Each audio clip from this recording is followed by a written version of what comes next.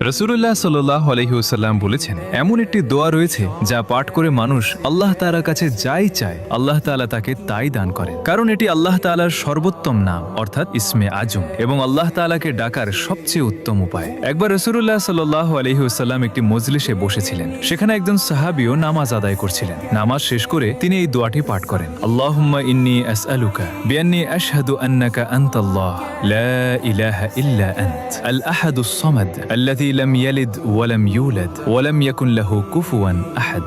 রাসূলুল্লাহ সাল্লাল্লাহু আলাইহি ওয়াসাল্লাম এই দোয়াটি শুনলেন এবং সেই সাহাবীর দিকে ফিরে বললেন, তুমি কি জানো তুমি আল্লাহর যেসব নাম ধরে ডেকেছো তা আল্লাহ তাআলার কাছে কতটা প্রিয়? তিনি আরো বলেন, যে কোনো মানুষ এই দোয়াটি পাঠ করবে এবং এটি পাঠ করার পর তার দ্বীনি বা দুনিয়াবি যে কোনো মনের আশা বা ইচ্ছা আল্লাহর কাছে পেশ করবে, আল্লাহ তাআলা তার সেই ইচ্ছা বা দোয়া ফিরিয়ে দেবেন না, কারণ এটি আল্লাহ তাআলার অত্যন্ত মর্যাদাপূর্ণ ও মহান বাণী।